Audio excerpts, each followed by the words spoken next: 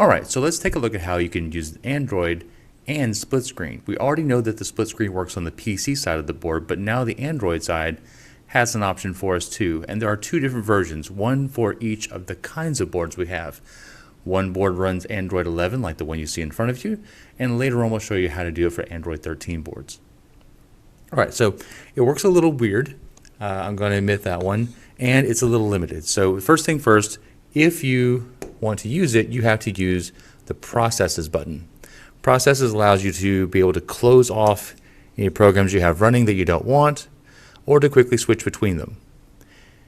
But what you need to do to make the split screen work is that you have to have one of the programs you want to use already launched. So in this case, I want to split screen and have the web browser on one side of the screen and a whiteboard on the other side of the screen. So I can scroll through and show my content, but on the other side, I can go ahead and annotate, make notes, and those sort of things on the other half. So here's how I do this. Again, so let's launch the browser. Next, I want to be able to split. So again, an odd little quirk is I can't do it directly from being inside of the app I want to use and just add the second one. I actually have to hide the first one by going back home. And now I can go back over here to Processes, and there it is in small form. Over here you'll see a little symbol to the left, and above the icon it's the split screen option. And unfortunately, it only gives me split screen options for a few of the apps: Finder, Keeper, Note, Palette, Settings, and Visualizer.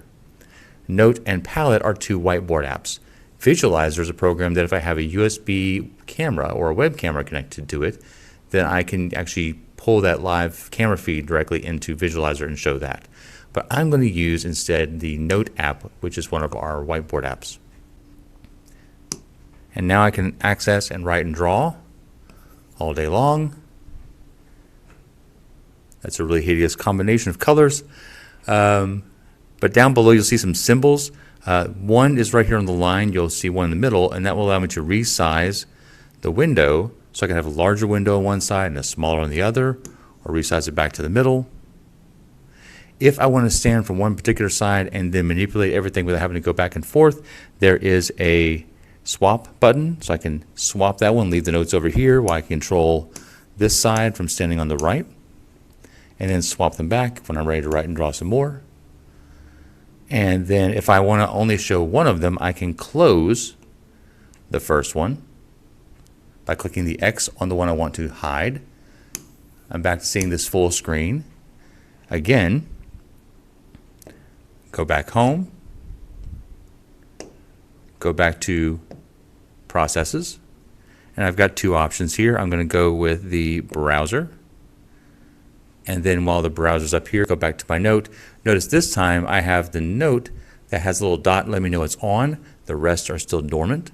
I'm going to tap this one for Note, and then my Note will pop right back up here, and I'm right back in business. And that is split screen on the Android 11 side. For Android 13 boards, you have the ability to do split screen, but there are a couple things you have to do first. Split screen on the Android side is a little different than split screen on the PC side.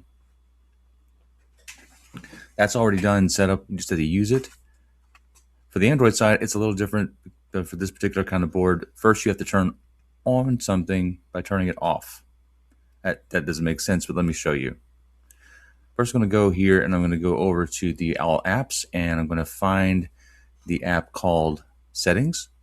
Once I'm in Settings, I'm going to go down to the Personal Settings, and inside Personal Settings, I'm looking for multi-window mode. Now, it looks like you should be able to already have that on. It does what you need to. Unfortunately, that's not true. You do need to turn it off, and when you turn it off, it's going to force you to restart. So I'm going to pause for a second and let it restart. All right, now the computer's back up, and I went back to Settings again, and once I'm in Settings, I can go and see that it is turned off. Once it's off, it'll stay off. You don't have to keep turning it off every single time. All right, let's get back out of this. Going back over to Home, and now I have to turn on two apps that I want to be able to use in split screen to be able to do this. So first things first, I'm going to go, there we go, back over to Chrome. Find Chrome because I want to have the web on one side. Let's go ahead and find a web page. There we go. I'm going to shrink that back down by going to home, and then I'm going to find my second app by touching the little apps button at the bottom, scrolling down, and I think I want the whiteboard app, like that. All right, so once I've got the whiteboard app selected, I'm going to go over here, and now I can go back over to the sidebar, tap on the sidebar, and find processes. Next, I have a little button at the bottom that's now there called Split. Split was not there before. Split allows me to choose that first one as the main and then choose the second one. In this case, I'm going to use Chrome. And then I'll have them sit side by side. I can control the window on the left-hand side by scrolling up and moving around. I can annotate on the window on the right.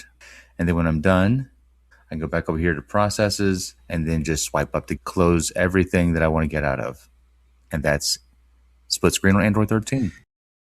If you have questions about this or other instructional technology, please reach out to us individually or through our instructional technology email, instructionaltechnology@cmcss.net.